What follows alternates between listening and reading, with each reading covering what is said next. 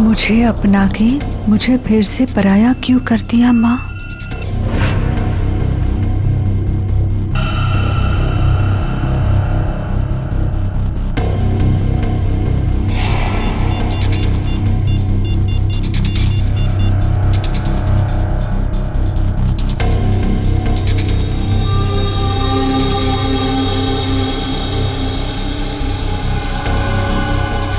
क्या आपने मुझसे कभी प्यार नहीं किया माँ?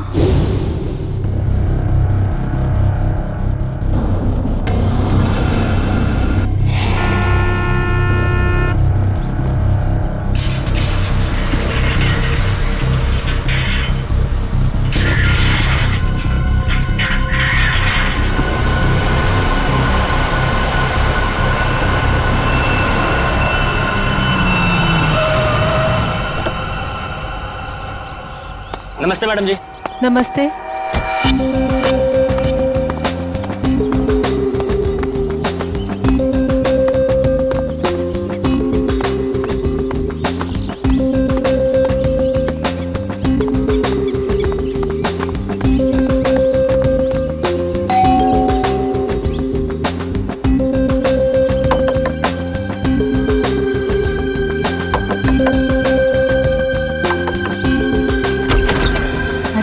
दरवाजा कैसे खुला है? विनीता, विनीता, विनीता, कहाँ हो तुम? सो रही हो क्या? विनीता। अंकल, आंटी, कोई आवाज क्यों नहीं दे रहा है?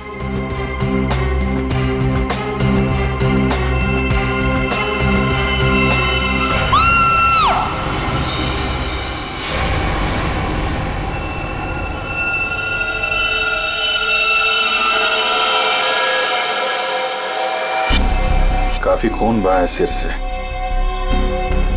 लगता है किसी भारी चीज से मारा गया है। सर बाथरूम में ये लोहे का रॉड मिला है सर, इस पे ताजे खून के धब्बे हैं। हो सकता है इन दोनों को मारने के लिए इस रॉड का इस्तेमाल किया गया है। उंगलियों के निशान मिल सकते हैं इस पे। संभाल के रख दो।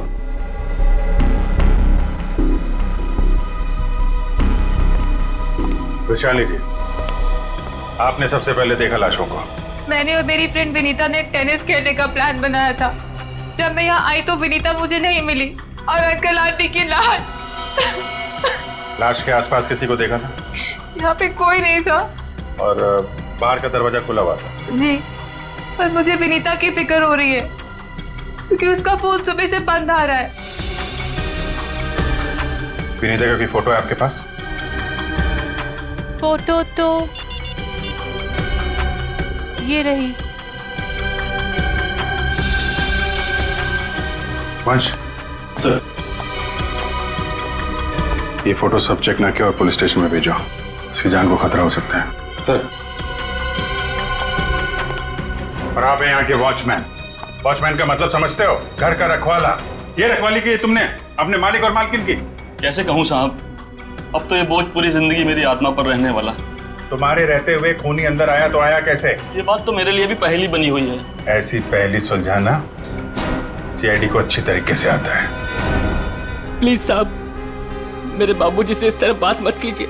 ये दिल के मरीज है और अगर इन्हें कुछ हो गया तो मेरा क्या होगा?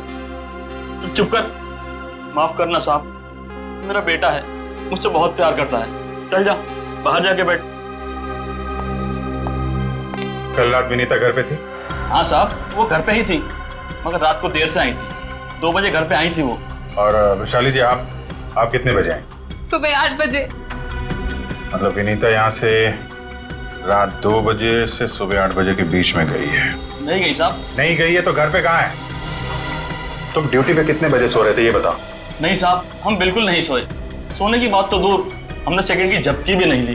तो क्या वो खूनी आसमान से उड़ के इस घर में आया? हाँ? वैशाली, एक बात बता, विनीता के परिवार वालों की किसी से कोई दुश्मनी थी? मुझे इस बारे में कुछ नहीं पता। अच्छा, विनीता के बारे में आप हमें और क्या बता सकती हैं? विनीता मुझसे अपने सारे सुख दुख बांटती थी, बस उसे अपने अनाथ होने की हीन भावना महसूस होती रहती थी। एक मिनट, आपने कहा कि विनीता अनाथ है? अंकल आंटी ने उसे गोद ले रखा था। अच्छा, विनीता का सुरेश जी और उनकी पत्नी के साथ कैसा संबंध था? बहुत अच्छा था, जैसे कि उसके सगे माँ बाप हो। पर विनीता से वो एक ही बात से नाराज होते थे। कौन सी बात? रोहन। ये रोहन कौन है? वो सुरेश अंकल के दोस्त धनराज जी का बेटा था। उससे विनीता बहुत प्यार करती थी, पर इन्हें ये रिश्ता जरा भी मंजूर नहीं था। रोहन ठीक आदमी नहीं था क्या? एक नंबर का शराबी। उसकी शराब पीने की लत की वजह से उसके माँ बाप ने उसे जायदाद से बेदखल कर दिया था। शराब पीने के बाद उसे कुछ भी होश नहीं रहता। एक बार तो उसने मेरे सामने इतना बड़ा ड्रामा क्रिएट किया था। विनीता दरवाजा खोलो, खोलो दरवाजा। मैंने कहा दरवाजा खोलो वरना मैं दरवाजा तोड़ दूंगा। रोहन, मैं तुमसे अभी कोई बात नहीं कर सकती, प्लीज चले जाओ यहाँ से। मुझे अभी बात करनी है, मुझे इसी वक्त बात करनी है। खोलो दरवाजा, खोलो। साहब बिटिया ने मना किया ना, वो आपसे नहीं मिलना चाहती है, आप जाइए यहाँ से। विनीता, ये क्या कर रही हो? दरवाजा मत खोलो। मुझसे इस तरह से बात करने वाला चला। हाँ विनीता, तुम्हारे पापा एकदम सही कह रहे हैं। अभी वो होश में नहीं है, दरवाजा मत खोलना। और अच्छे से समझा दे कि दोबारा मुझसे पंगा ना ले। हट विनीता। ये क्या ड्रामा लगा रखा है रोहन? चलो अभी चलो यहाँ से। अरे और माफी मांगो इनसे। सॉरी सॉरी वॉचमैन अंकल, मुझसे गलती हो गई। ये मेरी बदतमीजी की कीमत। दारू पी के तुम कुछ भी करते हो ना, कुछ भी बकते हो। चलो यहाँ से, चलो रोहन। हो सकता है इस रोहन ने शराब के नशे में आके सुरेश जी और उनकी पत्नी का खून कर दिया, और फिर विनीता को अपने साथ लेकर चला गया। इस रोहन का नंबर है आपके पास? हाँ नंबर तो है मेरे पास। 198234-561।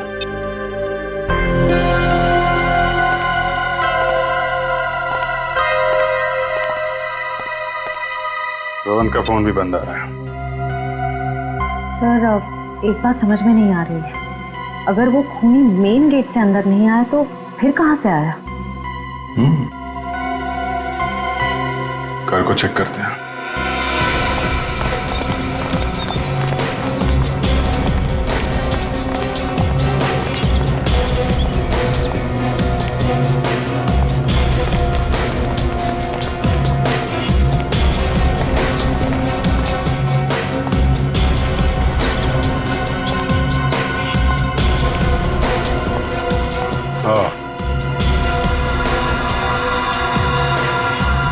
ये देखा?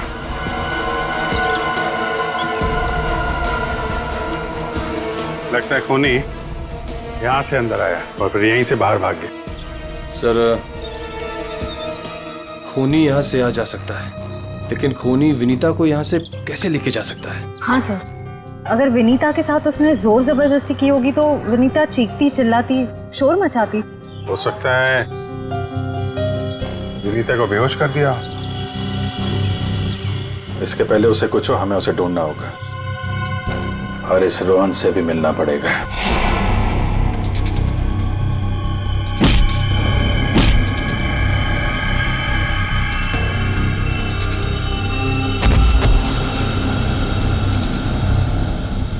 सर अभिजीत सर ने रोहन का यही का पता बताया।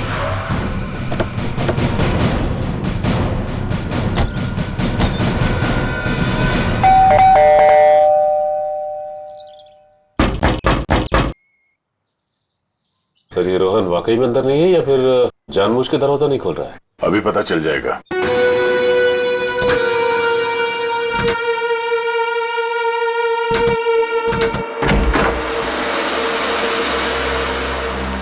हो सकता है उसने विनीता को यहीं कहीं छुपा के रखा हो। घर में सामान भी ज्यादा नहीं है, पूरा घर खाली दिखाई दे रहा है। हाँ, वैसे भी कंगाल है वो। माँ बाप ने तो बेदखल कर दिया था उसे। सचिन,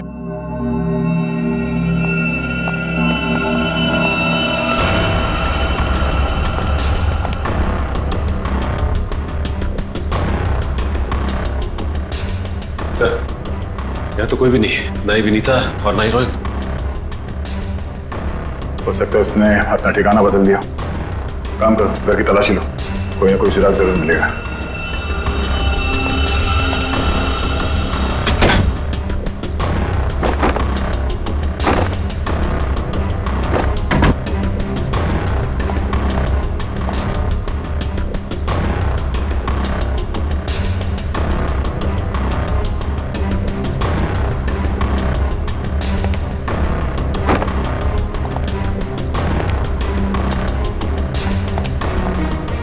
चारों तरफ किताबें ही किताबें पड़ी। लगता है इस रोहन को किताबें पढ़ने का बहुत शौक था।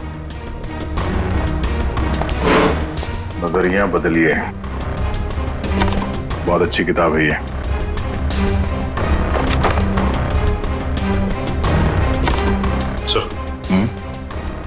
ये देखिए, इस डस्टबिन में ये दस्ताने पड़े थे। लगता है किसी ने अभी भी जलाया। मतलब इन दस्तानों का इस केस से कुछ लेना देना है।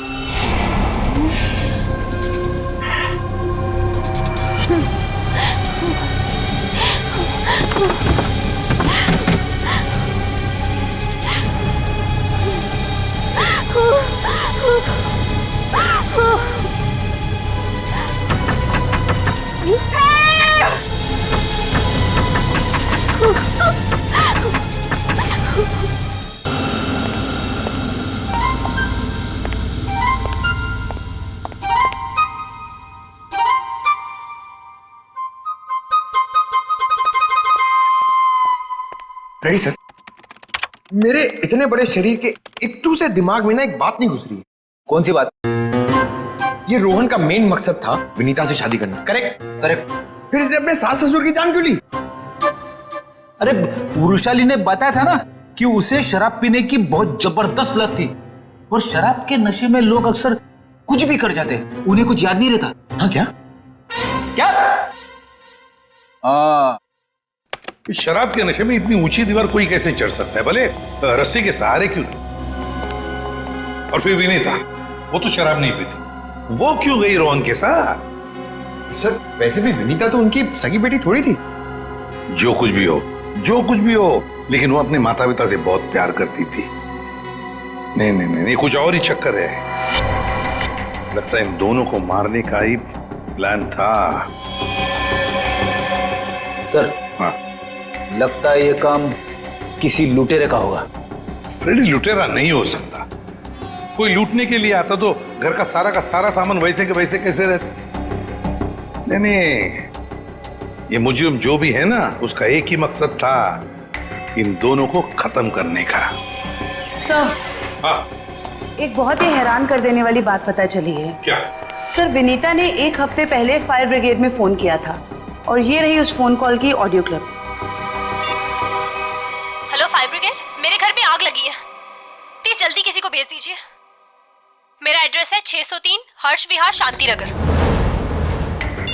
लेकिन सर जब फायर ब्रिगेड वाले उनके घर पहुंचे तो विनीता की मम्मी माला जी ने उन्हें ये कहकर वापस भेज दिया कि वहां कोई आग वाग नहीं लगी है। हाँ, उसके घर में तो कोई आग लगने का निशान भी नहीं मिला। अरे झूठ क्यों कहा उसने? यही बात तो समझ में नहीं आ रही। फायर ब्रिगेड वाले ने खुद देखा था स्टोर रूम से धुआं निकलते हुए, उसने अंदर जाना भी चाहा, लेकिन माला जी ने उसे रोक दिया। माला जी ने फायर ब्रिगेड वाले को अंदर जाने से रोक दिया?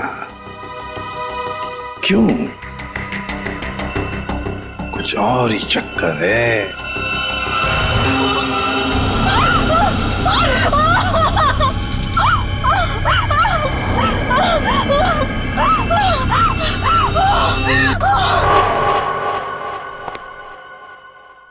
छान मारो इस जगह को अच्छी तरह से, कुछ ना कुछ जरूर मिलेगा।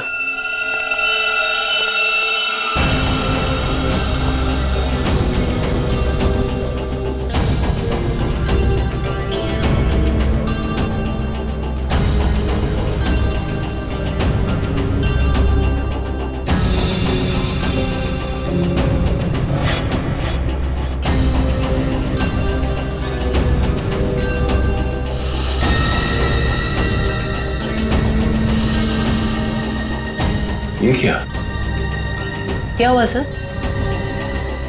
सीलिंग पे पेंटिंग बनाया। बड़ी ही अजीब बात है। देखते हैं।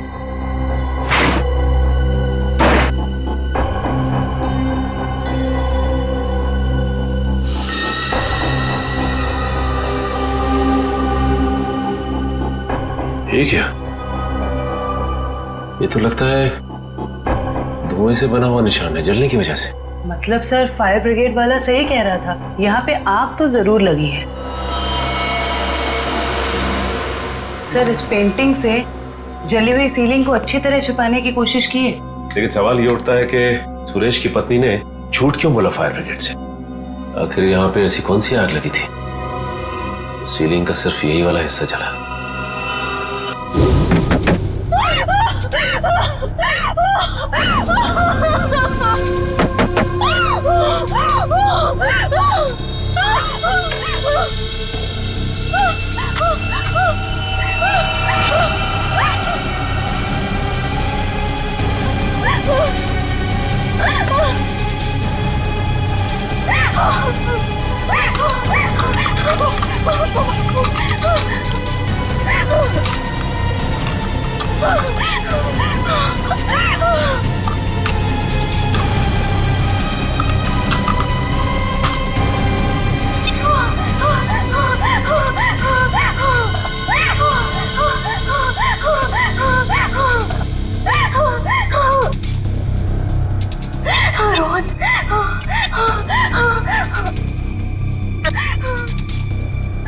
रोहन फोन क्यों नहीं उठा रहा?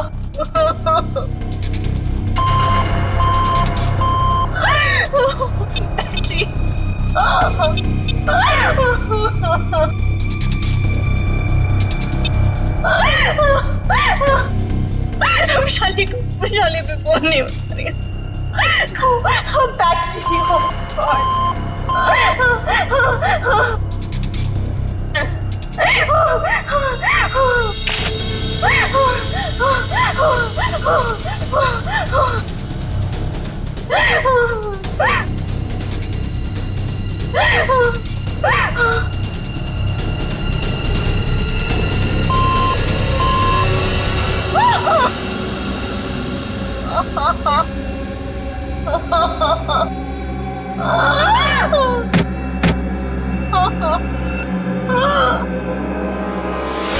बस मौत रात को 1 बजे से 3 बजे के बीच में हुई है। और सर वॉचमैन कह रहा था कि विनीता रात को 2 बजे घर लौटी थी। सर अगर खून उससे पहले हुए होते तो वो चीखती चिल्लाती या बाहर जाती। मतलब खून 2 और 3 बजे के बीच में हुए हैं। सालून के साहब, हमें जो लोहे का रॉड मिला था उसके ऊपर से खूनी के उंगलियों के निशान मिले या नहीं?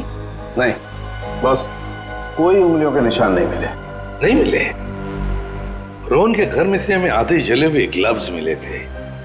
कहीं रोहन ने वो ग्लव्स तो नहीं पहने थे ये खून करते वक्त? हो सकता है, तारिका वही चेक कर रही है। सर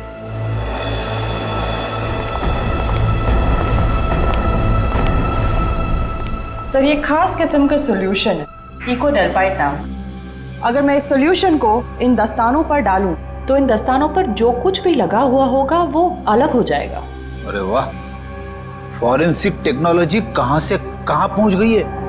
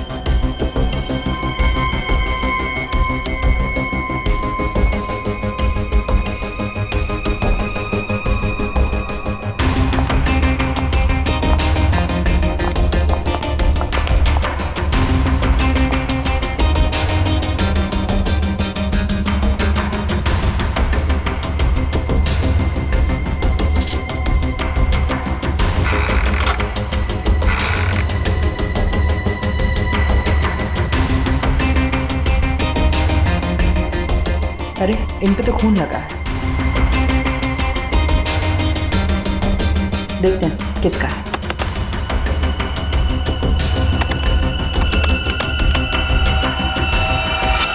पॉजिटिव सर, ये खून मिस्टर एंड मिसेस सुरेश का ही है।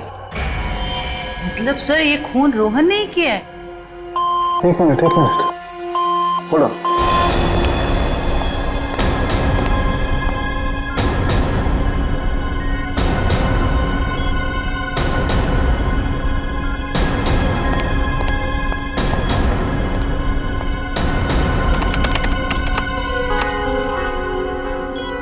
बस वो देखो, दस्तानों पर ये जो दिखाई दे रहे हैं ये रस्सी के रेशे।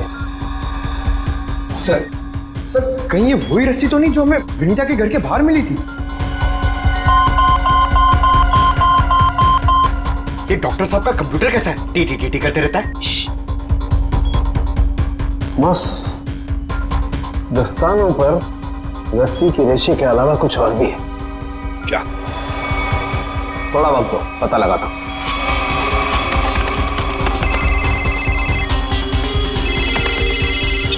हाँ श्रेया, ठीक है।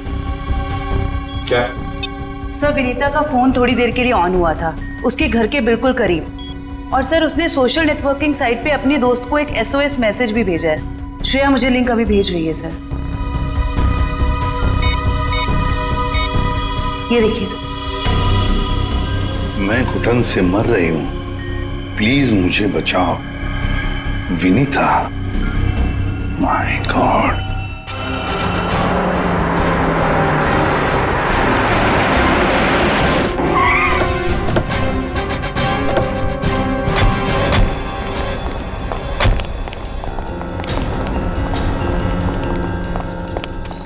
फिर मोबाइल कंपनी ने बताया कि विनीता का फोन आखिरी बार यही ऑन हुआ था।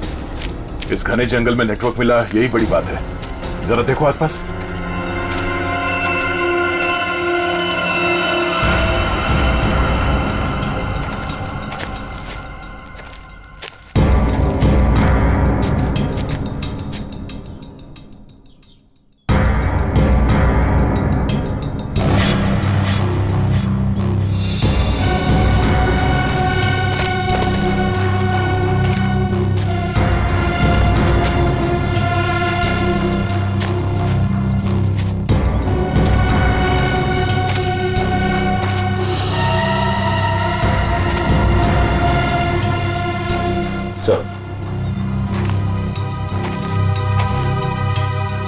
सामने झोपड़ी दिखाई दे रही है।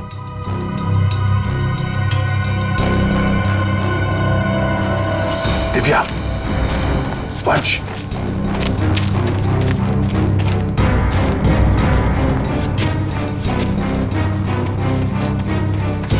चौकन्ने रहना।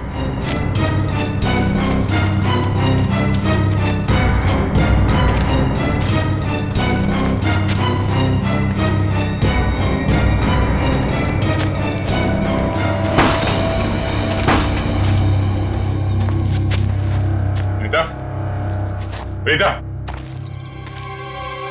तो तलाशी लो।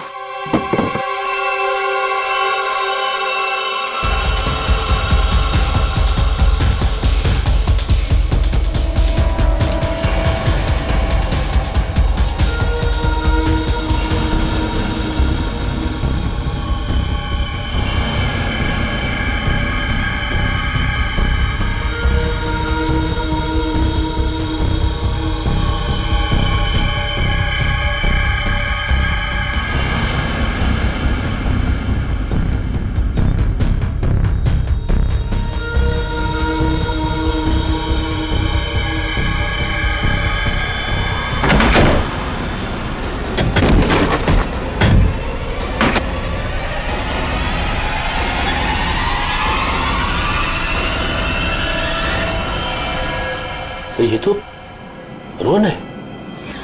सॉरी वॉचमैन अंकल, मुझसे गलती हो गई। हम लोग सोच रहे थे कि सब रोहन का किया था, पर किसी ने इसे ऊपर पहुंचा दिया। सर कहीं ऐसा तो नहीं कि विनीता ने अपनी आत्मरक्षा के लिए इसे मार दिया? नहीं, इसे भी ठीक वैसे ही मारा है, सर पे वार करके, जैसे विनीता के माँ बाप को मारा था। खूनी को एक ही है। सोचता है कि खूनी ने रोहन को मारा और विनीता को साथ ले गया। हो सकता है, या ये भी हो सकता है कि वो यही कहीं आसपास हो। तो देखो,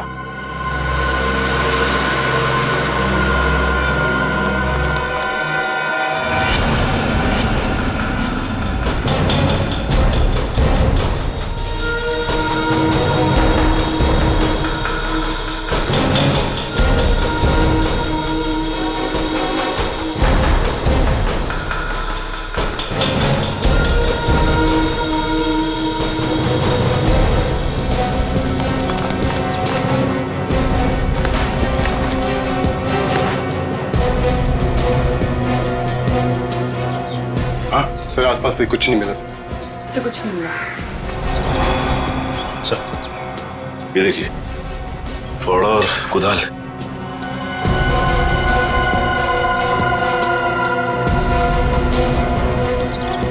कहीं जमीन के नीचे तो नहीं?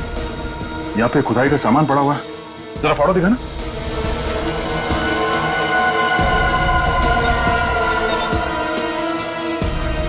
इस फावड़े पे गीली मिट्टी लगी हुई और ये पत्ता।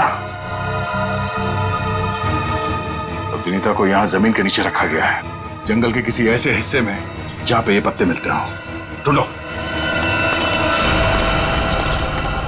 जरा देखो आसपास।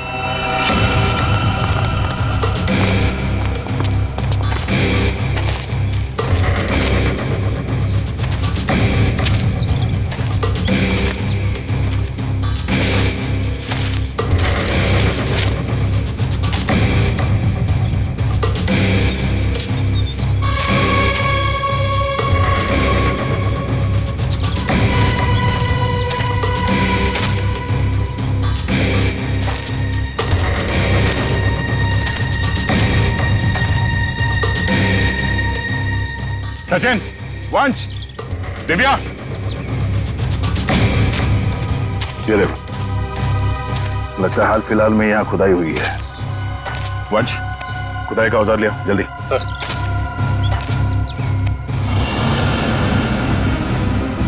गुड, यहाँ पे खोदना शुरू करो।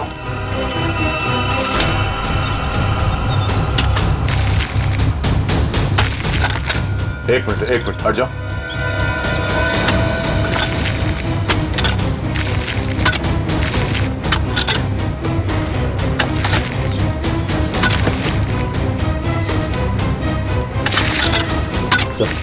हाँ?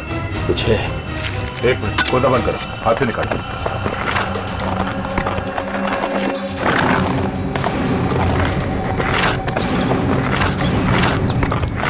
तो इसके अंदर तो नहीं?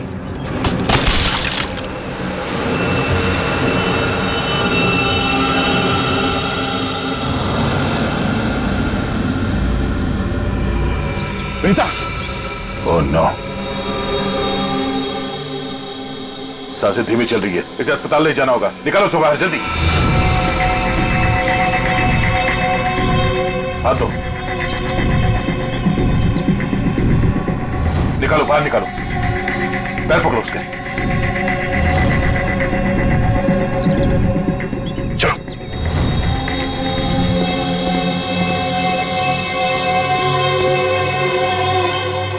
इतना समय बीत गया है, पता नहीं किस हाल में होगी विनीता। हम तो वक्त रहते उसे यहाँ ले आए, उम्मीद तो यही है कि वो ठीक हो जाएगी। ठीक भी हो जाएगी तो भी रोहन की मौत और उसके माँ बाप की मौत का सदमा पता नहीं बर्दाश्त कर पाएगी कि नहीं। मैं हमेशा कहता हूँ कि सीआईडी में सबसे मुश्किल काम यही है, किसी को किसी अपने की मौत की खबर देना। हाँ डॉक्टर साहब, कैसी है विनीता?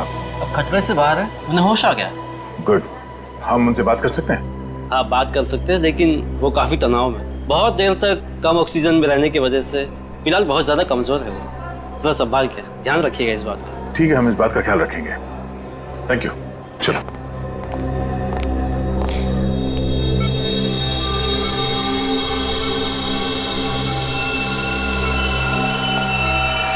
अरे नहीं, लेटे रहो, आराम करो। Thank you sir. डॉक्टर ने बताया कि आप लोगों ने मेरी जान बचाई। अरे हम तो बस एक जरिया थे, जान बचाने वाला तो वो है। ये ऊपर वाले की भी मुझे समझ नहीं आती। जब उसने मेरी जान बचाई तो मेरे मम्मी पापा की जान भी बचा लेते। तो तुम्हें अपने माता पिता के मर्डर के बारे में पता है? हाँ जी सर, जिस वक्त ये सब हुआ मैं नीचे हॉल में रोहन से फोन पे बात कर रही थी, तभी मैंने कुछ आवाजें सुनी। फिर क्या हुआ? और जैसे ही मैं दौड़ के ऊपर गई तो किसी ने मुझे क्लोरोफॉर्म सुंघा दिया, लेकिन मैं पूरी तरह से बेहोश नहीं हुई थी। और किसी ने मेरी आंखों के सामने मेरे मम्मी पापा का खून कर दिया। सर, जिस किसी ने भी मुझे दोबारा अनाथ किया है, आप प्लीज उसे छोड़िएगा मत। उसे फांसी होनी चाहिए, फांसी। बिल्कुल, तुम्हारे माता पिता और रोहन के खूनी को हम क्या रोहन का भी खून हो गया? अब मैं किसके सहारे जीऊंगी? प्लीज सर, संभालिए अपने आप को, प्लीज। अच्छा ये बताइए कि आपको कब पता लगा कि आप उस बॉक्स के अंदर बंद हैं? जब मेरी आंखें खुली तो मैं एक घुटन भरे बक्से में थी। मुझे नहीं पता था कि किसी ने मुझे जिंदा दफन कर दिया। अच्छा विनीता, उनमें से किसी का चेहरा देखा था तुमने? नहीं सर। ठीक है। आरोप साहब, दया, वो जो रस्सी है उस रस्सी पर मुझे भेड़ का बाल मिला है। उस रस्सी पे भेड़ का बाल मिला? हाँ दया, भेड़ का बाल। और भेड़ भी ऐसी वैसी नहीं, हिमालय पर रहने वाली भेड़। ओह, मतलब वो रस्सी किसी ऐसे आदमी का है जो हिमालय पर्वत के आसपास जाके आया है या फिर वहीं का रहने वाला है? बिल्कुल बिल्कुल। ठीक है डॉक्टर साहब, मैं आपसे बाद में बात करता हूँ। ओके। अच्छा हाँ दया, विनीता कैसी है? ठीक है, होश आ गया उसे। गुड गुड, चलो ठीक है फिर, बाय। Okay sir. विनीता, ये बताओ कि तुम्हारे आसपास में कोई ऐसा आदमी है जो हाल ही में हिमालय जाके आया था क्या, या फिर वहीं का रहने वाला हो जो यहाँ पे आया हो? सिर्फ हिमालय पे नहीं, नेपाल भी गए थे मम्मी पापा। अच्छा, कब की बात है? 1 महीने पहले की। वो खुद से वहां गए थे या ये ट्रैवल एजेंट के जरिए टूर पैकेज में? टूर बुक करवाया था सर। इससे उनके पैसे भी बच जाते थे और उनके नए दोस्त भी बन जाते थे।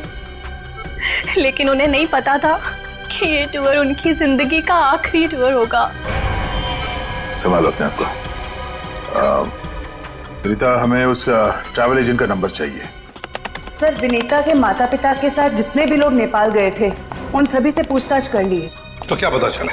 सर, नेपाल में एक अनाथ आश्रम है। सुरेश जी और माला जी जब भी नेपाल जाते थे वो इस अनाथ आश्रम में जरूर जाते थे। बानवीर संस्था। विनीता को भी तो यहीं से गोद लिया था माला और सुरेश ने। जी सर। हाँ, देखते हैं जरा इनसे बात करके। हेलो, देखिए मैं एसीपी प्रद्युमन बोल रहा हूँ सीआईडी से, या मुंबई। अच्छा देखिए, मुझे माला और सुरेश के बारे में कुछ इंफॉर्मेशन चाहिए। हाँ, वो 1 महीने पहले आपके यहाँ आए थे ना? अच्छा,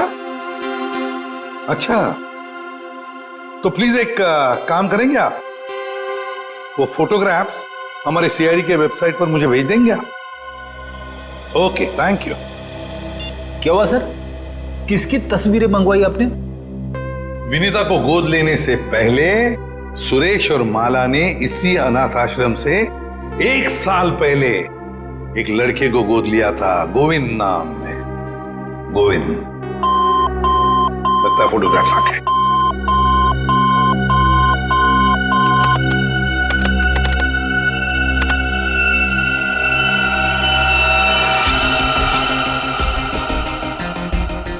पांच साल की उम्र थी, साल 1999। मतलब सर, वो आज तकरीबन 20 साल का होगा। अभी पता चल जाएगा गोविंद अगर आज है कैसे दिखता होगा।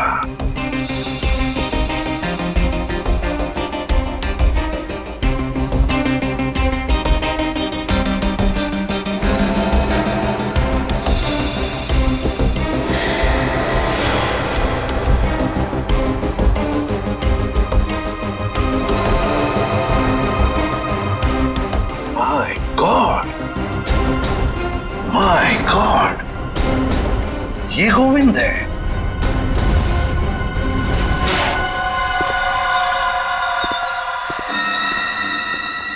अब देखते हैं कहां भागेगा।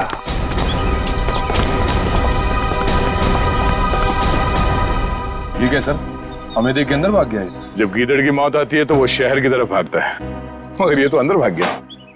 मगर सर, वो अंदर की तरफ क्यों भागा? वो तो पकड़ा जाएगा। ऐसे मुजरिम बाहर की तरफ भागते हैं, मगर ये अंदर भागे या बाहर, पकड़ा तो ये जाएगा ही।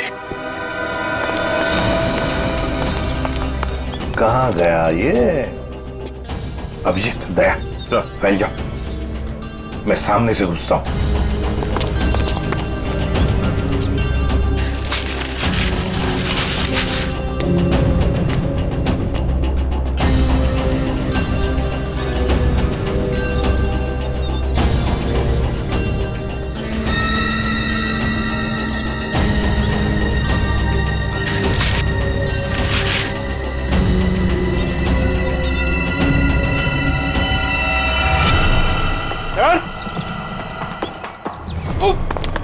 सर अरे अरे क्या हुआ? सर खुजली हो रही है सर। अरे खुजली कहाँ से होने लगी तुम्हें? सर बहुत तेज खुजली हो रही है सर। ये झाड़ की वजह से। अभिजीत क्या हुआ इसे? सर ये प्लांट ये बहुत गड़बड़ है, इसकी वजह से इसको खुजली हो रही है। एक मिनट अरे जल्दी से हॉस्पिटल ले संभाल के, कुछ नहीं होगा। आ जाओ आराम से संभाल के। तो जानबूझकर हमें यहाँ अंदर बुलवा लिया है, जाल रचा है उसने खुजली वाले पौधों का। संभल के रहना, यहीं कहीं छुपाई है।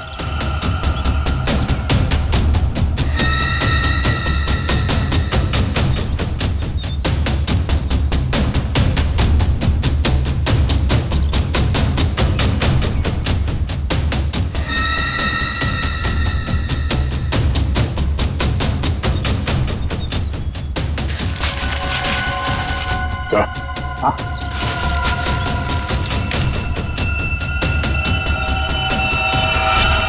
चलो बाहर निकलो, बहुत बना लिया पौधों को हथियार। अब विदाई का समय आ गया तुम्हारा, ससुराल चलना है। चलो प्लीज साहब, मेरे बाबूजी से इस तरह बात मत कीजिए। बहुत गड्ढे खोद लिए दूसरों के लिए, गिर गए ना उसी में। सर पानी मंगाइए सर, वरना मैं खुजली से मर जाऊंगा। पानी क्यों? खुजली का इलाज हम अपने साथ लेके चलते हैं। किसी औलाद के लिए अपने माँ बाप का खून करना इतना आसान नहीं होता सर, फिर चाहे वो माँ बाप सौतेले क्यों ना हो। गोद लिया था ना उन्होंने तुम्हें, फिर वॉचमैन को क्यों सौंप दिया? यही सच तो मैं भी जानना चाहता था सर, कि मुझे गोद लेने के 1 साल बाद मेरे माँ बाप को ऐसा क्या सूझा कि उन्हें लगा उन्हें एक लड़की को गोद लेना चाहिए, और मुझे फिर ऐसे ही सड़क पर छोड़ दिया और विनीता को गोद ले लिया। क्या तुम्हें सड़क पे छोड़ दिया? हाँ सर, ऐसा बर्ताव तो कोई अपने जानवर के साथ भी नहीं करता, जैसा उन लोगों ने मेरे साथ किया। वो तो भला हो मेरे बाबूजी का, जो उन्होंने मुझे रोता हुआ बस स्टॉप पर देखा और अपने साथ अपने घर ले गए, और तब मेरी अच्छी परवरिश की उन्होंने। सुरेश और माला ने पहचाना नहीं तुम्हें? नहीं सर, मैंने हाल फिलहाल में उनके घर जाना शुरू किया था। मेरे बाबूजी की उम्र हो गई थी, तो मुझे लगा मुझे नौकरी करनी चाहिए। क्या तुम्हारे बाबूजी जानते नहीं थे कि तुम उनके मालिक के बेटे हो? नहीं सर, जब मैं उन्हें मिला था तब वो वहां काम नहीं करते थे। और सर मैं इसे कोई इत्तेफाक नहीं कहूंगा, तो भगवान ने मेरे साथ इंसाफ की। तुम्हें किसने अधिकार दिया सजा देने का? सजा देने का हक सिर्फ अदालत को है। क्या तुम शुरू में ही पहचान गए थे उन दोनों को? ये बात तुम्हें मालूम कैसे पड़ी कि उन्होंने तुम्हारे साथ ऐसा किया था? नहीं पहचाना था सर। एक दिन मैं बगीचे में काम कर रहा था, तो माला मेम साहब ने मुझे घर के अंदर बुलाया था किसी काम से। विनोद। जी मेम साहब। जरा ऊपर आना, तो काम है। अभी आया। जी मेम साहब। विनोद देखो, ये पुरानी अलमारी है, इसे ठीक से स्टोर रूम में रख देना। हाँ जी मेम साहब। हाँ।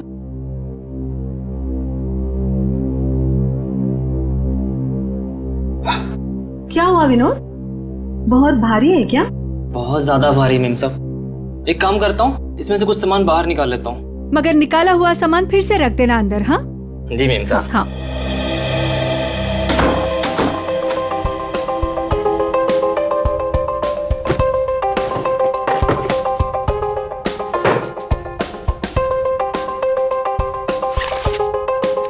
कितनी प्यारी प्यारी ड्राइंग्स हैं।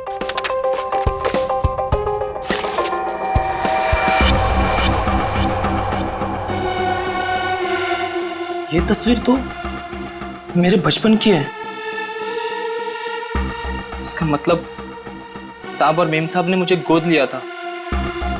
विनोद कितनी देर, जल्दी करो। जी मेम साहब, बस हो गया।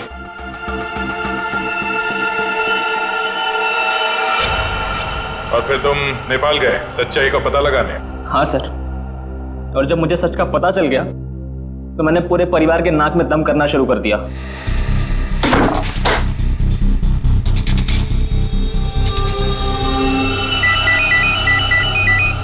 किसका फोन है?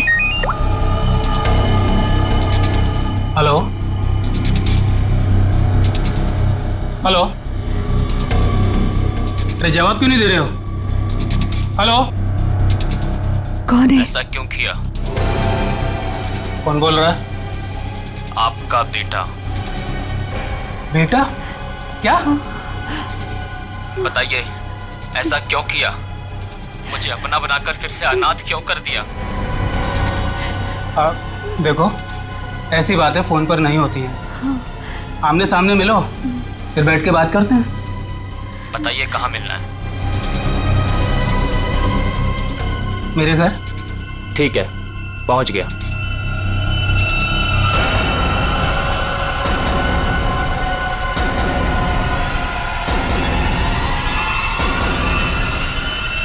स्टोर रूम की अलमारी में तुम्ही ने आग लगाई थी ना?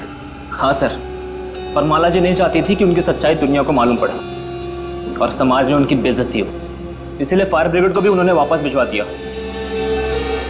और रोहन? रोहन को क्यों मारा? मैं रोहन को नहीं मारना चाहता था सर, उससे मेरा कोई लेना देना था ही नहीं। मैं तो उसके घर गया हुआ था वो दस्ताने रखने के लिए, ताकि आप लोगों को दस्ताने उसके घर से मिले और आप लोग उस पर शक करें। उसने मुझे देख लिया सर, मजबूरन मुझे उसे मारना पड़ा। बदले की आग में तूने 3 खून किए, एक मासूम को जिंदा दफनाने की कोशिश भी की। ये कैसा बदला? ये बदले की आग तुम्हें फांसी के फंदे तक ले जाएगी, फांसी के फंदे तक।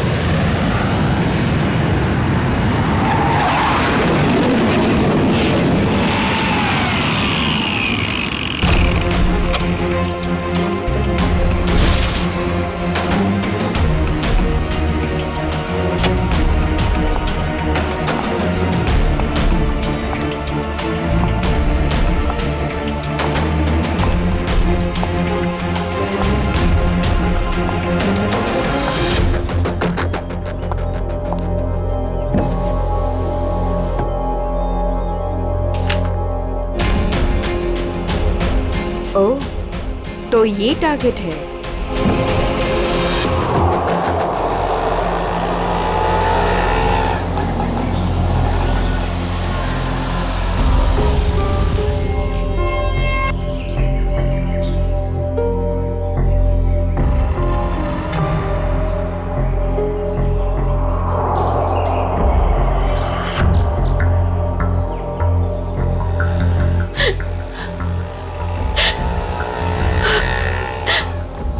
पता तो यही का बताया था, लेकिन अब तक आए क्यों नहीं?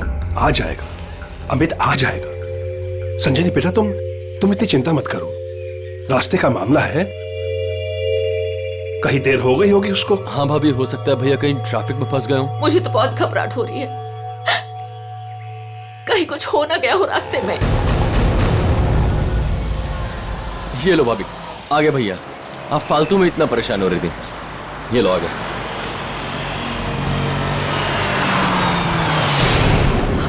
आप क्यों नहीं रहे? रुक क्यों गया वो? भैया को तो जगह पता थी।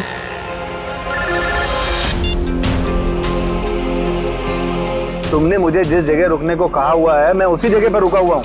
ये अचानक जगह बदलने की वजह क्या है? लेकिन हेलो, सुनो तो, हेलो। काट दिया। ये लोग यहाँ क्या कर रहे हैं? इन लोगों को मैंने मना किया था कि मेरे पीछे मत आए।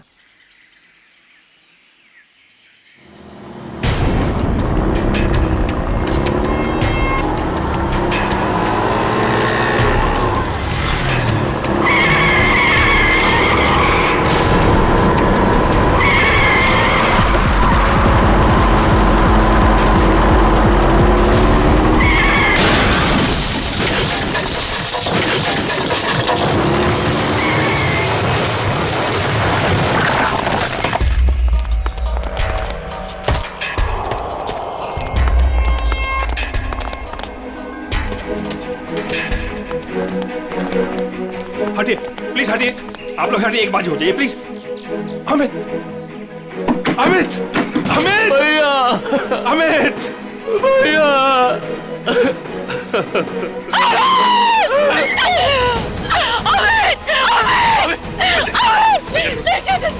चाचा जी मुझे लगी हो गया, बिल्कुल लगी हो गई। चाचा जी मुझे जाने, मुझे देखने दीजिए, मुझे देखने दीजिए। देखने के लिए कुछ नहीं बता। नहीं चाचा जी नहीं, आप झूठ बोल रहे हैं। नहीं, ये झूठ है। भाभी, भैया सच में हमारे साथ नहीं रहे। संभालो अपने आप को प्लीज, प्लीज।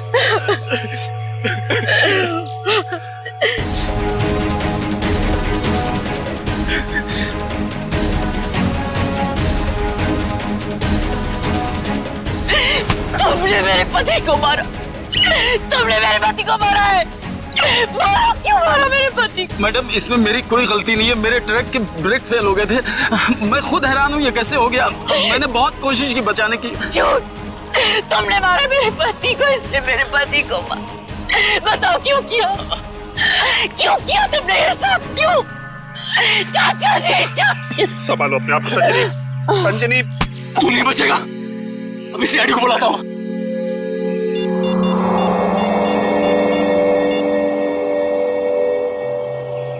Hello CID.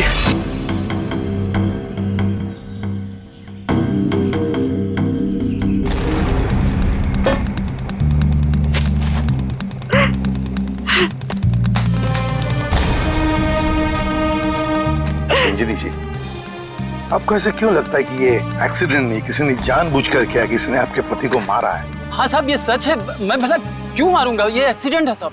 बाद में बात करूंगा।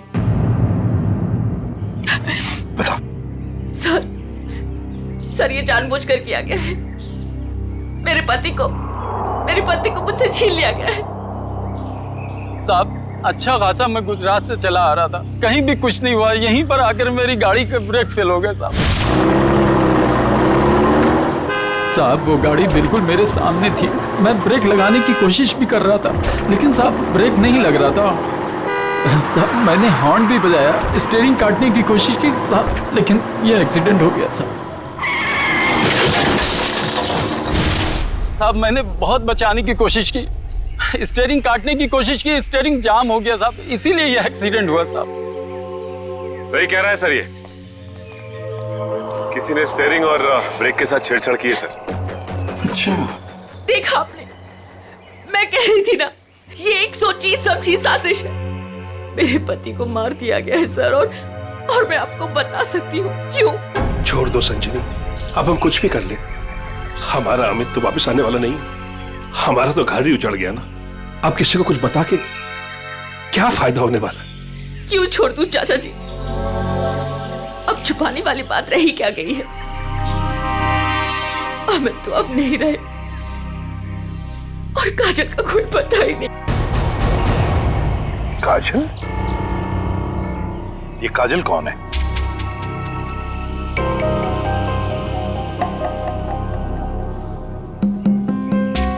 बताइए संजनी जी, ये काजल कौन है? अमित और मेरी इकलौती बेटी। क्या हुआ? उसे कल किसी ने अगवा कर लिया। आज अमित उसकी फिरौती की रकम देने आ रहा था। काजल को कल अगवा कर लिया गया, किडनैप किया गया, और अमित फिरौती की रकम लेके जा रहा था तो उसकी गाड़ी का एक्सीडेंट हो गया। दोनों बातों का कोई ना कोई संबंध जरूर है। हाँ सर, मुझे ऐसे लग रहा था कि कुछ बुरा होने वाला है। मेरा दिल घबरा रहा था सर, पर मेरी किसी ने नहीं सुनी सर। अमित, अमित, हमें भी साथ ले चलो। अमित नहीं, किडनैपर ने मुझे अकेले बुलाया। अच्छा, करण को तो ले जाओ। हाँ भैया, मैं चलता हूँ ना तुम्हारे साथ। मैं गार्डन में घूमने नहीं जा रहा हूँ करण। अमित, मुझे बहुत घबराहट हो रही है। अगर वहाँ पे कुछ नहीं होगा। तुम समझने की कोशिश क्यों नहीं कर रही हो? उन्हें जो कुछ चाहिए मैं उन्हें दे रहा हूँ। बस एक बार हमारी बच्ची सही सलामत हमें मिल जाए और हमें कुछ नहीं चाहिए। चलता हूँ मैं। अमित, अमित।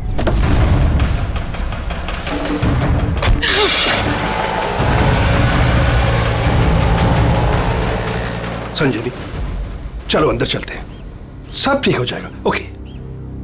चाचा जी, मुझे बहुत घबराहट हो रही है, हमें पुलिस को बता देना चाहिए। नहीं संजनी, देखो तुम हमारे घर की बहू हो, लेकिन मैं तुम्हें अपनी बेटी जैसे समझता हूं, इसलिए तुम्हें नसीहत दे रहा हूं, अपने पति से पूछे बगैर कोई भी ऐसा कदम मत उठाओ प्लीज। नहीं चाचा जी, मैं तो जाऊंगी। आप लोग चल रहे हो तो चलो। करण, गाड़ी निकालो।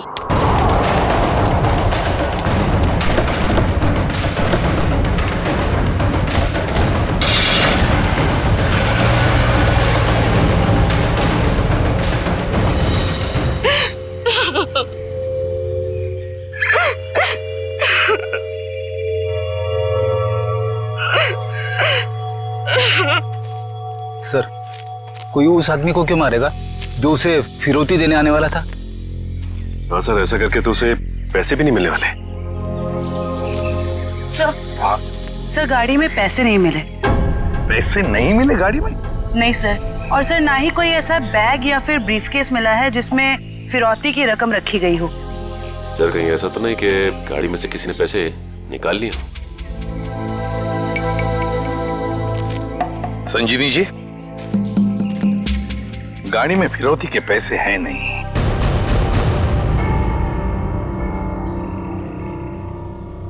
पैसा नहीं था।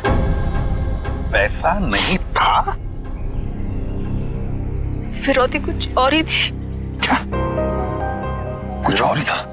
पैसा नहीं था तो और क्या था संजनी? सोना चांदी गहना कुछ तो होगा। मुझे कुछ नहीं पता। मैंने अमित से पूछा था, लेकिन उन्होंने मुझे बताया ही नहीं। कुछ नहीं। क्यों कर, तुम्हें कुछ पता है? सर हमें बस इतना पता था कि काजल को अगवा करने वालों ने फिरौती मांगी है और भैया आज यहाँ फिरौती देने वाले थे। कितना था, क्या था, हमें कुछ भी नहीं पता सर।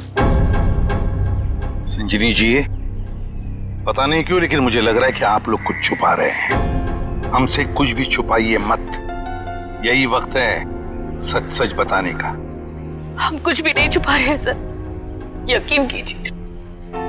सर मेरी बेटी को बचा लीजिए।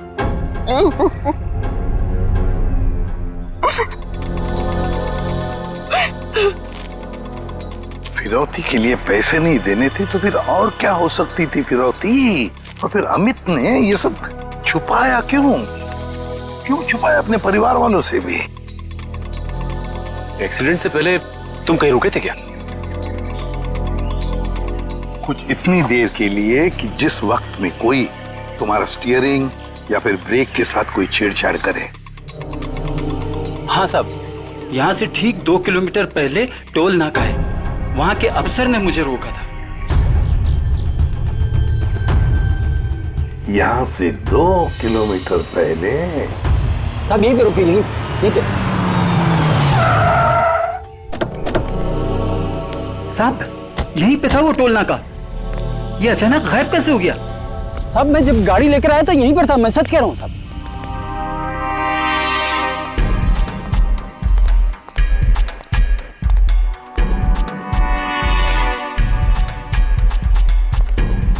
अगर यही था तो गायब कहाँ हो गया?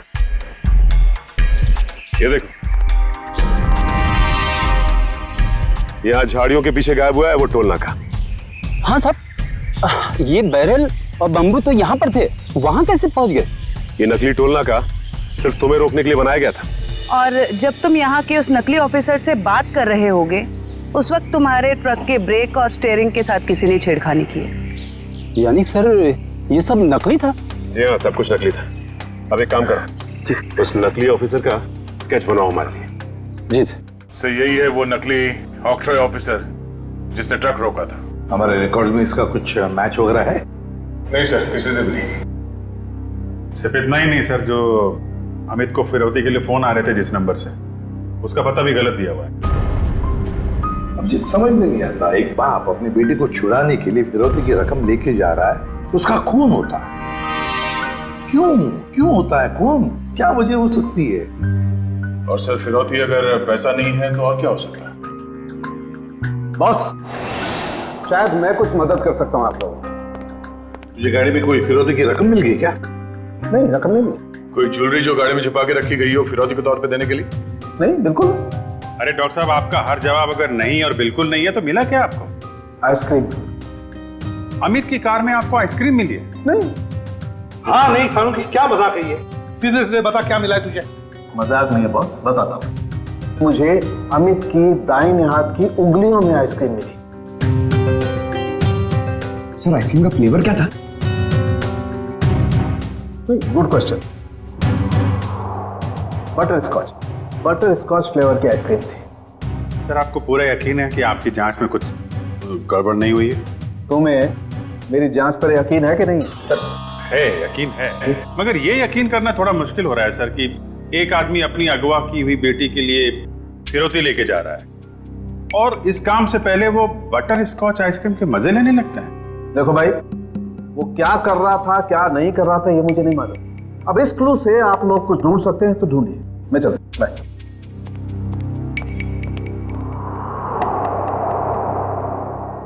काम करो सर, अमित की पत्नी संजीनी को फोन करो, पूछो उससे कि अमित घर से निकलने से पहले आइसक्रीम खा के निकला था क्या, हाथ धोए थे क्या नहीं, ये भी पूछो सर। समझ में नहीं आता, एक बाप अपनी बेटी को छुड़ाने के लिए फिरौती की रकम लेके जा रहा है मगर बीच रास्ते में रुककर आइसक्रीम खाता है, बटर स्कॉच आइसक्रीम। सर संजीनी ने बताया कि उनकी बेटी को आइसक्रीम से एलर्जी थी, इसलिए वो लोग आइसक्रीम खाने से परहेज करते थे और घर में भी आइसक्रीम नहीं रखते थे सर। ये लो, इसका तो एक ही मतलब हो सकता है कि अमित ने आइसक्रीम घर से निकलने के बाद खाई है। सर ये अमित कैसा बाप है सर? अपनी बेटी को छुड़ाने से पहले कहीं रुककर बटर स्कॉच आइसक्रीम खा रहे हैं। पंकज, ये बाप आइसक्रीम खाने के अलावा कुछ और ही है। तुम लोग एक काम करो, पता लगाओ अमित के घर और फिरौती देने की जो जगह थी उसके बीच में कितने आइसक्रीम पार्लर्स हैं।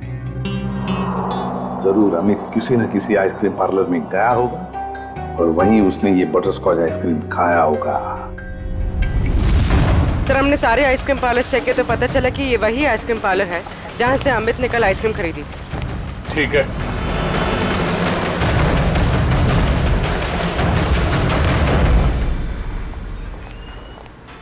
आइए सर।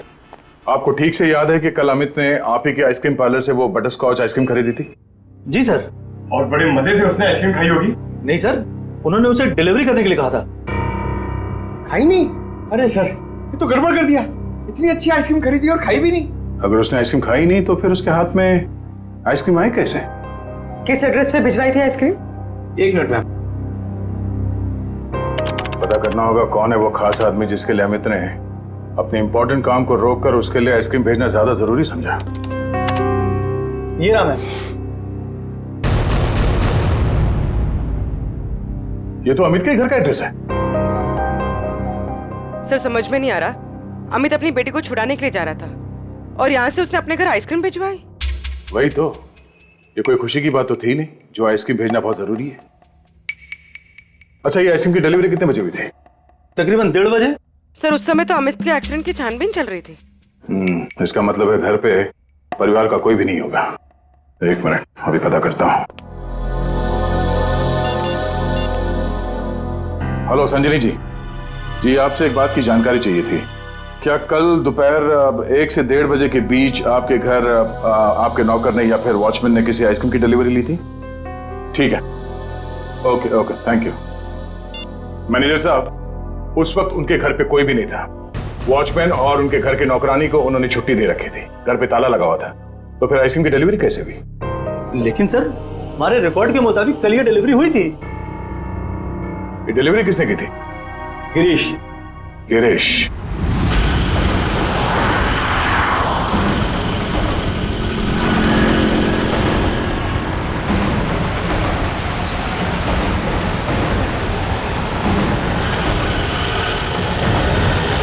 सर हम इस बटर स्कॉच का गिरीश का पीछा क्यों कर रहे हैं सर? अबे ये तो पता चल गया था कि कल अमित ने आइसक्रीम का जो ऑर्डर दिया था उसके घर तक नहीं पहुंचा।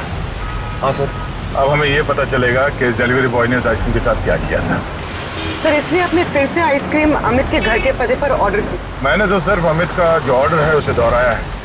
अब देखते हैं ये डिलीवरी बॉय क्या करता है। सर आपको लगता है गिरीश वही करेगा जो उसने कल किया था? लगता नहीं है पंकज, गिरीश ने फिर से वही गलती की है। वो देखो, वो दूसरे रास्ते पे मुड़ गया।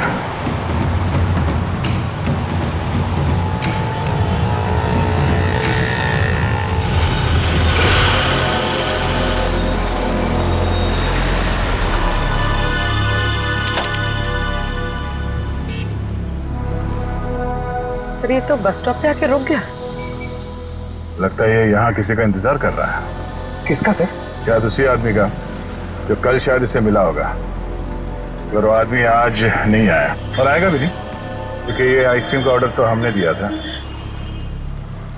तो हम लोग जाके उससे पूछ क्यों नहीं लेते? नहीं, देखते हैं ये करता क्या है। सर मुझे तो लगता है कल भी इसने इसी तरह पेड़ के नीचे मस्त खड़े रह के आइसक्रीम खाई रहेगी और आज भी खाने वाला है।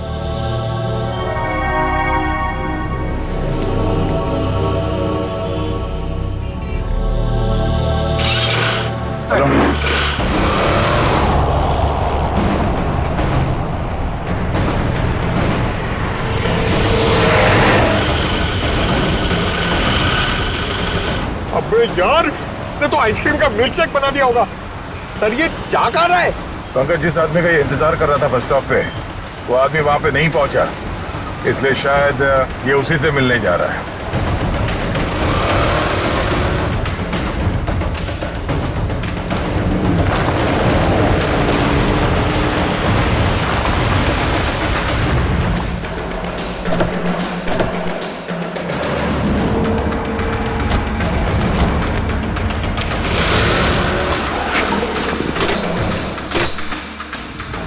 लगता है ये उसी आदमी को ढूंढता हुआ यहाँ पर आया।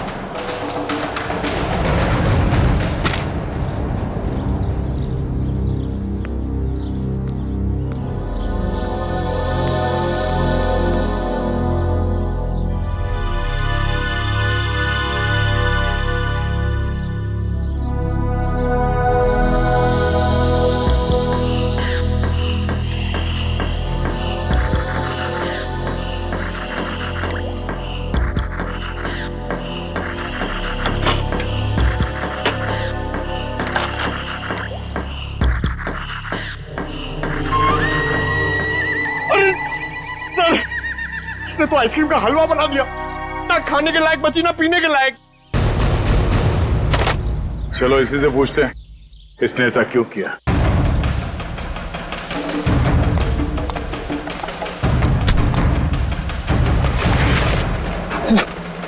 अब बैठेगा।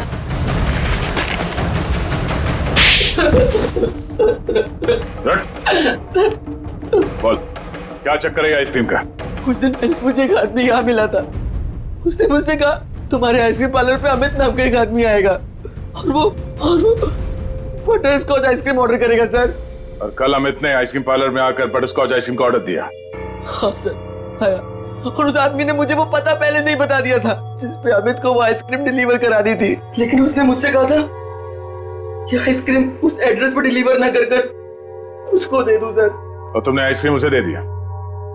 हाँ सर, वो मुझे बस स्टॉप पे मिला और आइसक्रीम लेके चला गया सर।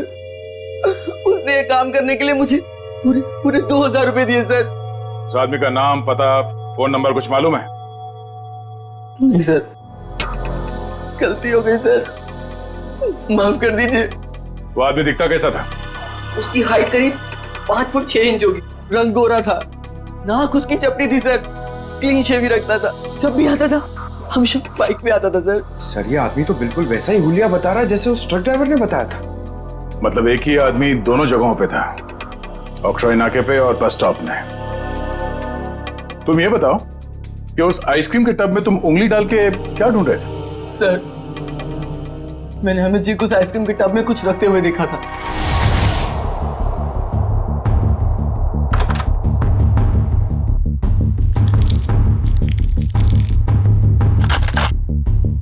मैनेजर साहब, हाँ, इस आइसक्रीम के डिब्बे की डिलीवरी करा दीजिए जल्दी। इसका टाइम पे पहुंचना बहुत जरूरी है। आप बेफिक्र रहिए, ये बिल्कुल समय पे पहुंच जाएगा। चीफ इस बात का ध्यान रखिएगा कि यही डब्बा पहुंचे, कोई दूसरा नहीं। हाँ बिल्कुल, यही डब्बा पहुंचेगा और आपकी आंखों के सामने। Girish, yes sir.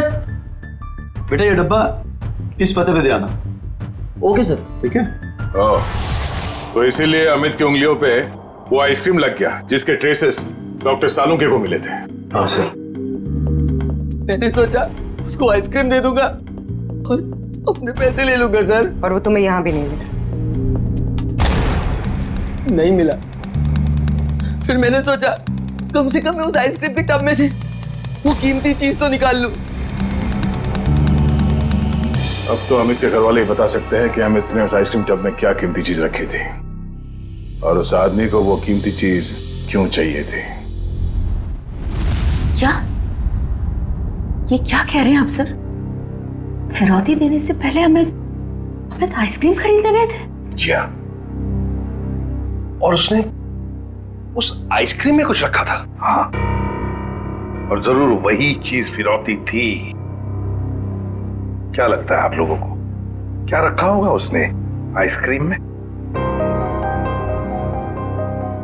सब कल सुबह मैंने उनके हाथ में एक यूएसबी ड्राइव देखा था जब वो स्टडी रूम से निकले थे।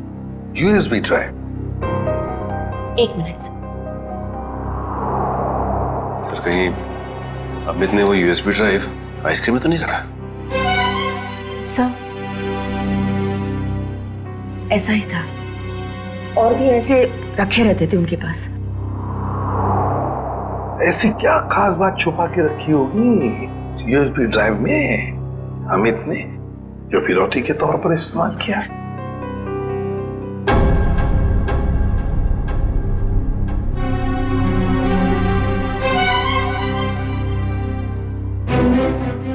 फिर चुप हो।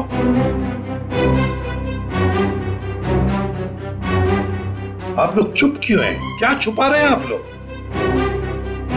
प्लीज मत छुपाइए, जो भी है सच सच बताइए, वरना बहुत देर हो जाएगी और काजल की जान को खतरा भी हो सकता है। बताइए। सर वो दरअसल सबको हम बताते हैं कि हम एक्सपोर्ट इंपोर्ट का बिजनेस करते हैं, बट एक्चुअली में कुछ और ही है। सर हम सरकार के लिए लाइव हथियार बनाते हैं।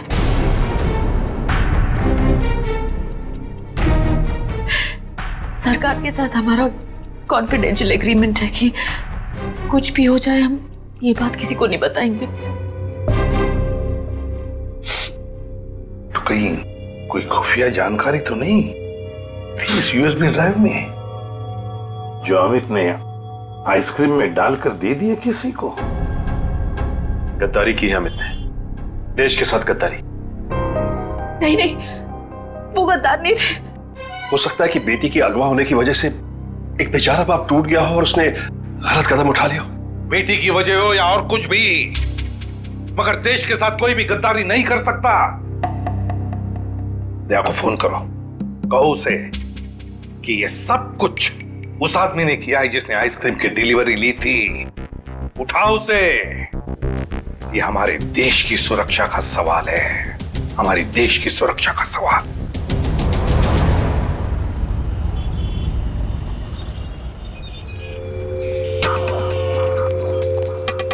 सर इस दुकान के सीसीटीवी से सामने वाले बस स्टॉप का फुटेज हमने उस पॉइंट से क्यू किया है जब वो आइसक्रीम डिलीवरी बॉय सामने आके रुका था। गुड, लेकर सर देखते हैं कौन है वो आदमी जो डिलीवरी बॉय से आइसक्रीम लेकर गया।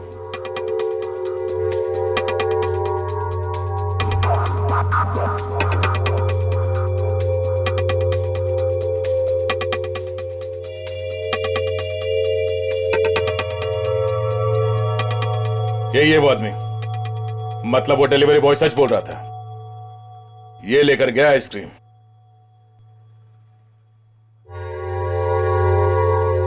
पूर्वी एक मिनट पॉज करो।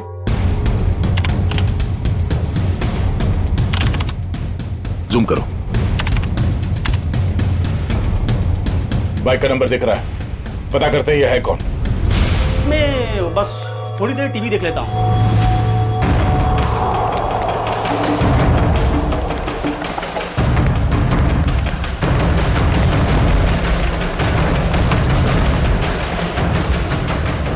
भाग क्यों रहा है, हैं? नहीं साहब, बस ऐसे ही डर गया था। मैंने कुछ नहीं किया है। मैंने कब कहा तुमने कुछ किया है? अरे साहब, मैं बेकसूर हूँ साहब। अगर बेकसूर हो तो हमें देखकर भाग क्यों रहे हो? हाँ? नहीं, मैंने बस वैसे ही। देख, ऑक्ट्रॉय ऑफिसर बनकर तुमने उस ट्रक के ब्रेक और एक्सीलरेटर के साथ छेड़खानी की। साहब मुझे नहीं मालूम था साहब। सर, इसके भी ब्रेक्स और एक्सीलेटर खराब कर देते हैं। भागना और अटकना बंद हो जाएगा इसका। नहीं साहब। तो फिर बता। मुझे नहीं मालूम कि कोई ट्रक में कुछ खराबी करने वाला है, और मुझे साहब ये भी नहीं मालूम कि ट्रक से किसी की जान जाने वाली थी। वो आइसक्रीम का बॉक्स जो तुम्हें उस डिलीवरी बॉय ने दिया था, उस आइसक्रीम के बॉक्स का क्या किया तुमने? साहब, मैंने आइसक्रीम बॉक्स किससे डिलीवरी की थी साहब? किसके कहने पर? किसके कहने पर किया सब ये तुमने? साहब, वो एक औरत थी। एक औरत? हाँ साहब। और वो औरत मिली कहाँ तुम्हें? हाँ? सर, एक बस स्टॉप पर वहीं मिली थी वो। और ये साहब, ये सब कुछ मैंने पैसे के लिए किया साहब। उसका नाम पता तो मालूम नहीं होगा तुम्हें? शक्ल भी नहीं देखी होगी। क्यों? नहीं साहब, नाम नहीं मुझे मालूम है। वो जब आई थी तो उसने अपना चेहरा शॉल से ढक रखा था। उस औरत ने तुम्हें कांटेक्ट कैसे किया? साहब, उसने मुझे कॉल किया था। सचिन, इसका मोबाइल फोन चेक करो, देखो कहां से आया था ये कॉल। बताओ। सर, ये उसका नंबर है सर। ठीक है। किस बस स्टॉप पर मिली थी? सर, यारी रोड बस स्टॉप पर सर। यारी रोड। सर, ये यारी रोड तो 20 किलोमीटर दूर। कोई बात नहीं सचिन, जाएंगे हम 20 किलोमीटर दूर यारी रोड बस स्टॉप पर। जरूर कोई ना कोई सुराग मिल ही जाएगा। सर, इसका क्या करना है? जेल भेज दें? नहीं जयवंती, इसे जाने देते हैं। वैसे भी ये कुछ काम का नहीं रहा हमारे, है ना? बहुत बहुत शुक्रिया साहब, बहुत बहुत शुक्रिया।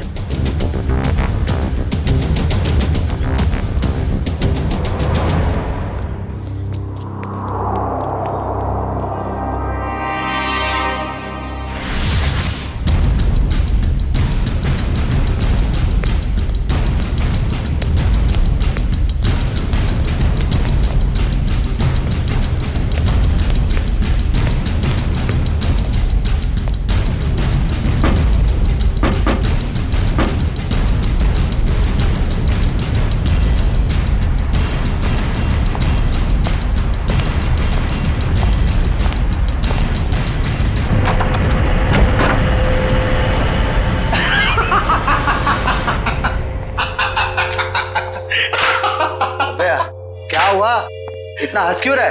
अरे यार, आज 3 सीआईडी वालों को चूना लगा के आ रहा हूं। उन्होंने मेरी बातों पर भरोसा कर लिया। अरे बता तो। अरे यार, सीआईडी वालों ने तो मुझे पकड़ ही लिया था। मुझे लगा कि आज तो मैं गया, लेकिन उसके बाद मैंने कहानी सुनाई। एक ऐसी कहानी सुनाई ऐसी कहानी सुनाई कि सीआईडी वालों को भेज दिया यारी रोड बस स्टॉप। बिल्कुल झूठी कहानी।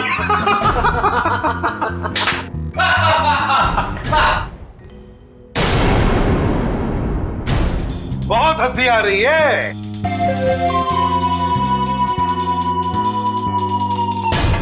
चलो अब हम भी एक कहानी सुनाते हैं तुम लोगों को कि कैसे सीआईडी वालों ने इस टॉमी को बेवकूफ बनाया।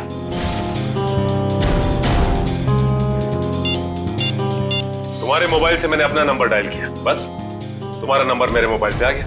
और तुम्हारा नंबर ट्रैक करते करते हम यहां तक पहुंचे तुम सबकी बारात निकालने।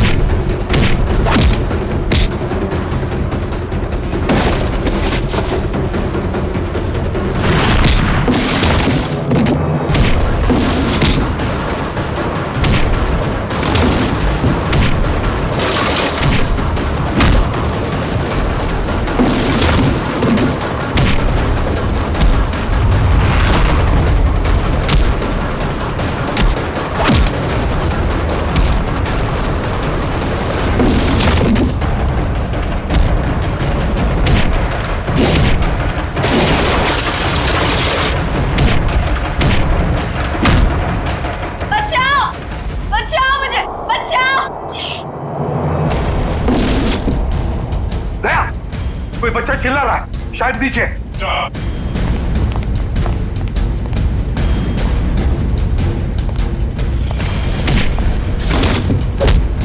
तुम काजल हो? घबराओ मत बेटा।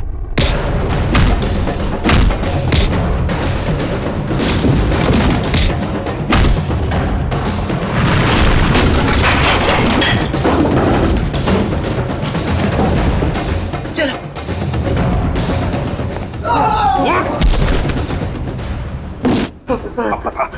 पता यूएसबी ड्राइव कहाँ है? सर मुझे नहीं पता सर। और मुझे नहीं पता सर। अंकल, वो यूएसबी इनके पास नहीं है, किसी और के पास है। किसी और के पास है? किसके पास है बेटा? मैंने उन्हें बात करते सुना था। वो गुजरात जाने वाले, वहां से बॉर्डर क्रॉस करेंगे। गुजरात? तो फिर दया, उन्हें रोकना होगा। तुम जाओगे दया गुजरात।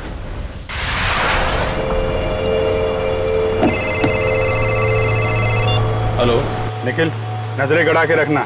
हाँ सर। बॉर्डर की तरफ यही दोनों रास्ते जाते हैं, उन्हीं में से किसी में होगा वो। Okay sir, okay. हम लोग नजर रखते हैं। और ये भी पता चला है कि वो हरे रंग की ओपन जीप है। निखिल, हरे रंग की जीप में वो लोग, हरे रंग की, समझे? हरे रंग? कहीं भी दिखाई पड़े रोक लेना उनको। Okay sir. वो लोग हरे रंग की जीप में बॉर्डर की तरफ जा रहे हैं। बॉर्डर क्रॉस कर रहे हैं? हाँ सर। हरे रंग की जीप?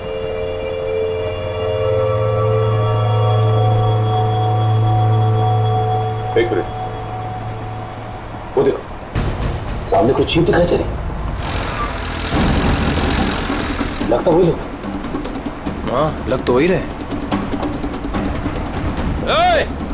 रुक जाओ। देखो आप लोग सीआईडी से हैं, तुम लोग यहाँ से बच के जा नहीं सकते हो। अरे हाँ, ये तो सचमुच सीआईडी वाले। आप क्या करेंगे? तैयार रहना, पास में आए तो उड़ा देना। सर वो लोग हमारे सामने ही हैं। ग्रेट, पकड़ लो उन्हें। जीप दिख गई है। ठीक है सर, हम उनके पीछे ही हैं।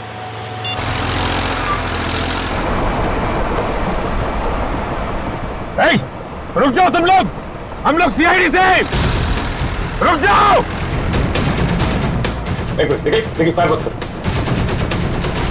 ये तो नजदीक आ रहे हैं, प्लीज जल्दी चलो, कुछ करो। देखो तुम लोग गलत कर रहे हो, हमारी बात सुनो। फायर कर रहे हैं।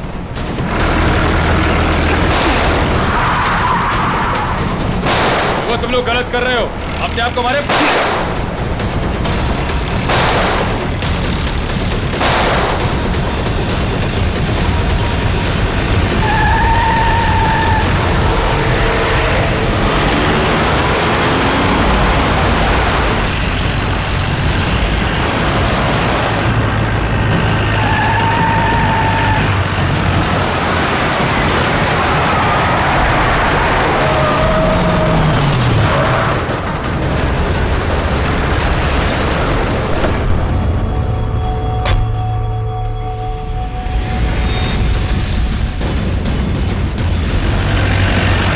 देखो निकल।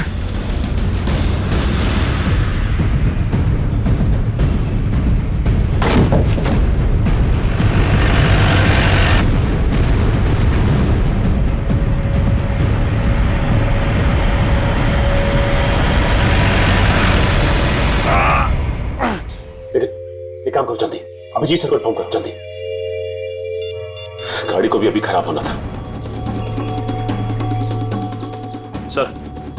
सर हम लोग उनका पीछा कर रहे थे, सर हमारी गाड़ी फंस गई। Oh no. सर उनको पता चल गया हम उनका पीछा कर रहे हैं। हाँ सर। Okay sir. ठीक है, हम लोग देखते हैं। ओके सर, ठीक है सर। चलो यार, उन लोगों की जीप तो फंस गई है और दुश्मन निकला जा रहा है। क्या करें? एक रास्ता है हमारे पास, गाड़ी घुमाओ गया।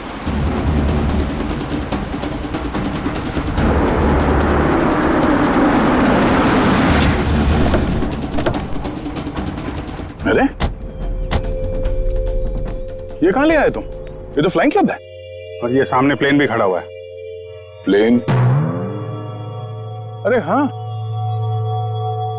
कुछ दिनों पहले तुम प्लेन चलाना सीख रहे थे ना? तो तुम ये प्लेन उड़ा सकते हो? कोशिश कर सकता हूँ। क्या बात है, चलो।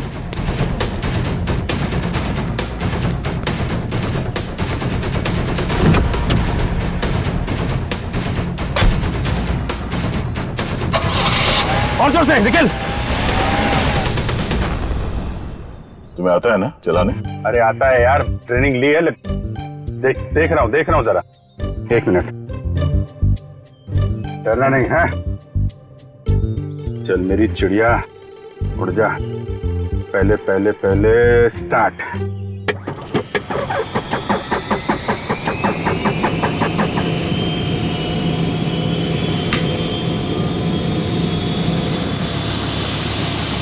अरे अभिजीत, ये कहाँ जा रहा है? अरे यार एक मिनट करता हूँ। अभिजीत क्या कर रहे हो यार? ये कहाँ जा रहा है? तुम्हें चलाना आता है? ये हो जाएगा यार। अभिजीत, ये सवाल क्या? बैठे रहो। हो जाएगा यार। ये अरे आजा चिड़िया, इधर आजा। क्या यार, मैंने 2 ही लेसन लिए थे। अरे यार, अरे पकड़ के बैठो। चल। याद आया। यही है।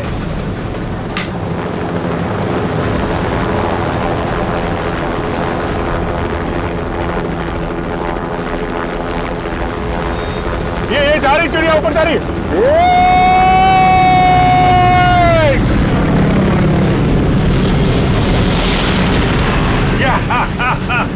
हो गया ना यार।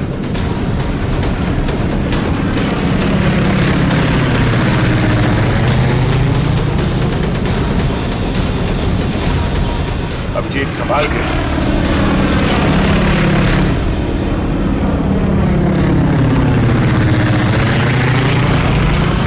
हमें किसी भी तरीके से जीप को बॉर्डर पार करने से रोकना होगा। वो देखो, हाँ? सचिन और निखिल। इस तरह।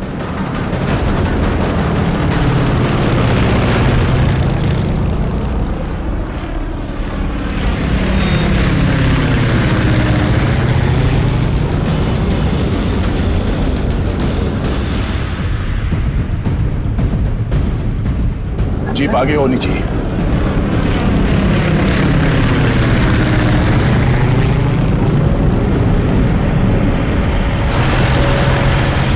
वो देखो अभिजीत, जीप आ गई है। चलो अभिजीत।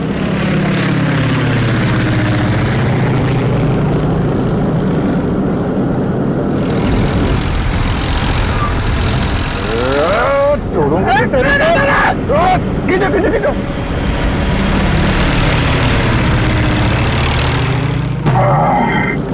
यार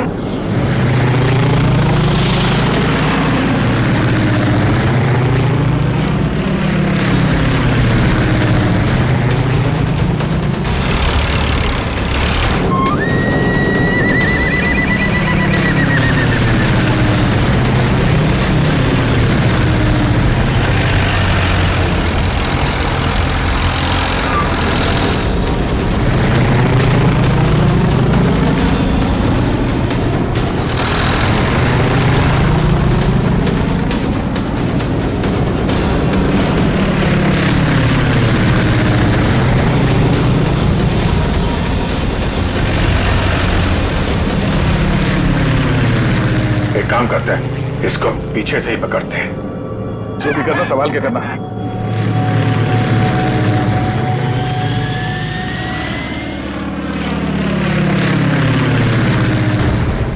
चलो अभिजीत, चलो उसके ऊपर ले लो।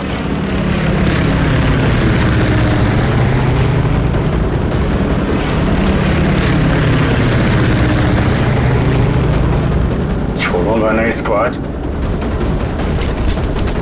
दया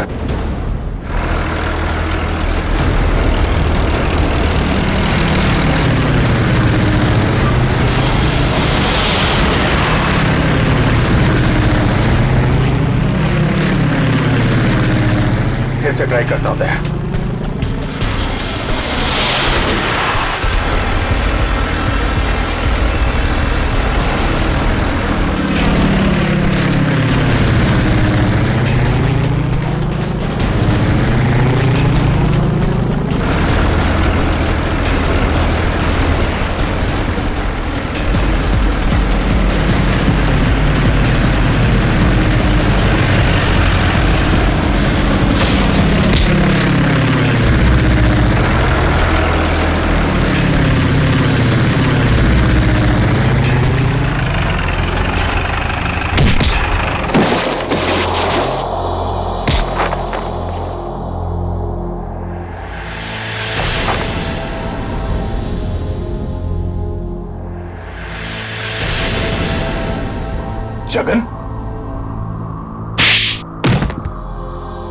शर्म आनी चाहिए जगन तुम्हें।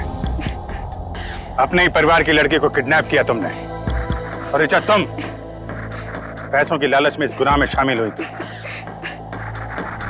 तुम्हारे पास तो वो इन्फॉर्मेशन पहले से थी जो तुमने अमित से फिरौती के तौर पे मांगी थी, तो फिर तुमने ये सब क्यों किया? क्योंकि मैंने वो सारी इन्फॉर्मेशन पहले ही दुश्मनों को भेज दी थी, और मुझे पता था कि सरकार को इस बात का पता चल जाएगा। इसलिए तुमने किडनैपिंग का ड्रामा किया ताकि इसमें अमित फंस जाए।